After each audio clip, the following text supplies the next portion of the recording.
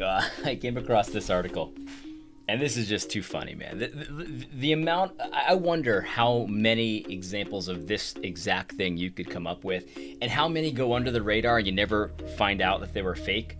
But this is just so classic. I mean, there's so little racism in the United States that you have to make up racism in order to get popular, to get your name to go up on the Google searches and stuff like that. There's an industry, there's a currency of racism that people use to get notoriety, to get I don't know, clicks or something. I have no idea, but check this out. So this is an article that was written today.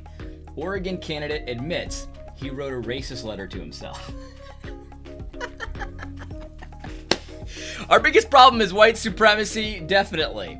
It's such a problem that you have to invent examples of it to get any attention. This guy, okay, a former Umatilla County, Oregon commissioner candidate who claimed a racist letter was left anonymously in his mailbox actually wrote the letter himself, according to police. In a Monday email, Police Chief Jason Edmondson said that the candidate Jonathan Lopez had confessed to writing the hate-filled letter. Quote, "From the onset, this alleged incident has been thoroughly investigated," Edmondson told the LeGrand-based newspaper. "Our investigation has shown that Mr. Lopez wrote the letter himself and made false statements to the police and on social media. The end result is a verbal and written admission by Mr. Lopez that the letter was fabricated."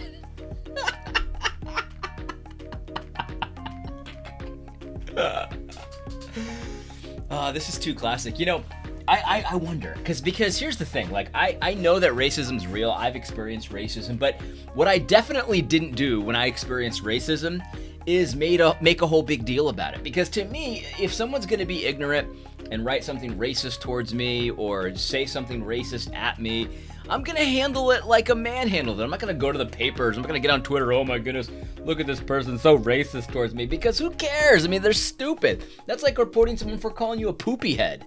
Like, who cares? They're ignorant, they're stupid. And I've got something to tell you. This is actually some real advice at the end of this.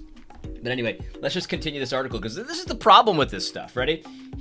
Edmondson, quote, continues. He says, quote, "The time spent on this fictitious claim means time lost on other matters. Not to mention, it needlessly adds to the incredible tension that exists in our nation today. As a lifelong resident of this diverse community, I'm disgusted that someone would try to carelessly advance their personal ambitions at the risk of others," local police chief said.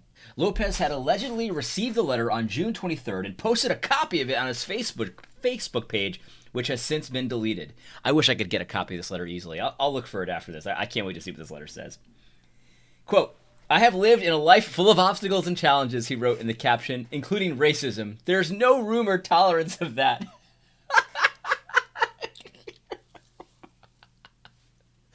"I hold no resentment for whoever wrote this." I hold no resentment for whoever wrote this. "I'm just simply heartbroken for the lack of knowledge, education, and respect missing. I pray for you, and I wish you prosperity in your life. God bless us all."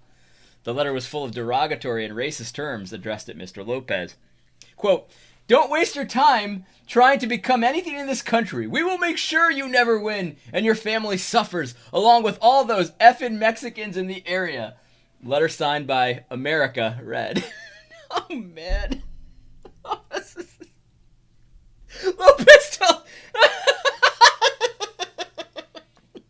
Lopez told the East Oregonian that it was just a big misunderstanding, and he never meant to mislead the public. What are you talking about? You never meant to mislead the public? I love that. I don't have any ill will or any resentment towards whoever wrote this letter. That was actually true. There was one true statement there. He didn't have any resentment for whoever wrote the letter because he wrote the letter. I never meant to mislead the public. What do you call it? What do you call it? I never meant to mislead the public. I just wrote a fake letter, signed it America, filled it with racism towards myself, and then I posted a screenshot of it and said, I don't have any resentment towards whoever wrote this letter. He said his original goal was to speak with Edmondson about racism in Umatilla County and use the letter as evidence. You see, there's so much racism in the county that what you have to do in order to have a conversation about it is invent racism. And you're not really trying to mislead the public. You're just trying to have a conversation, you see. You're just trying to start the conversation because it's a very important issue, you see. Racism is so rampant in this county. And I'm going to prove it to you by writing a fake letter, sending it to myself, and then posting about it on social media. Unreal. You know, it's actually not funny because this guy, in this guy's worldview, in his brain, this makes sense. And he doesn't think he was trying to mislead anybody. He thinks he was doing the right thing. This is putting in work, man. This is putting in the work. I never meant to file a report. It just kind of spiraled out, Lopez said. What's the difference? Whether you meant to file a report or not, you lied. Oh, man. Lopez placed fourth in the May 2020 primary for a seat on the Umatilla County Board. That must be the racism he was talking about. Because if Americans weren't racist, he would have won that seat. But because his last name is Lopez, he didn't win. Unreal.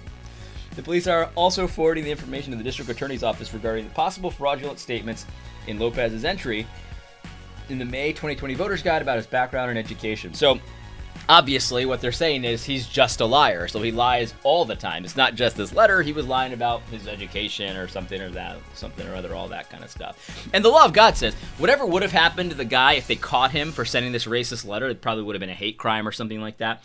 Whatever would have happened to that guy should happen to this Lopez guy. So you get the penalty because you're the one who tried to frame somebody.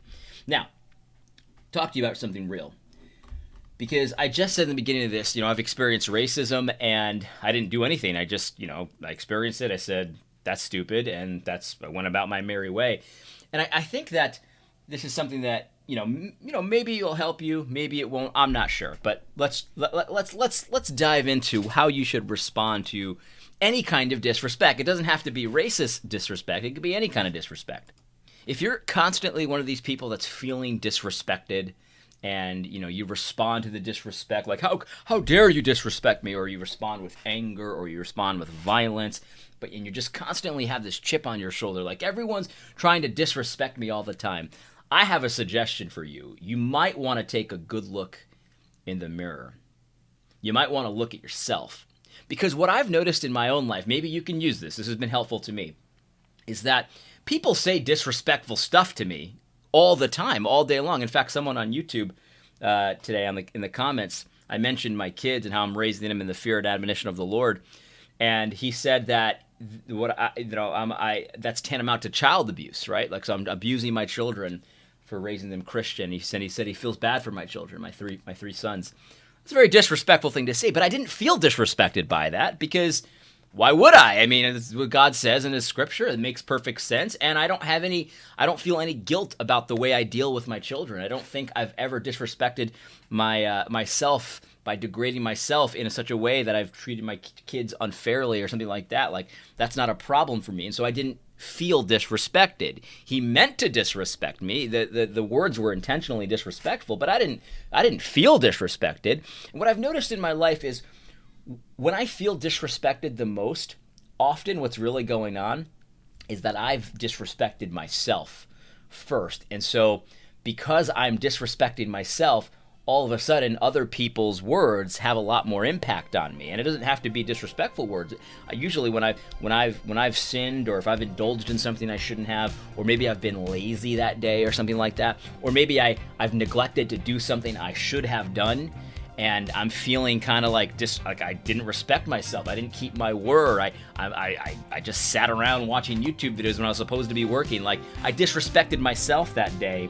I find that when something like that is going on in my life, I often feel disrespected a lot more.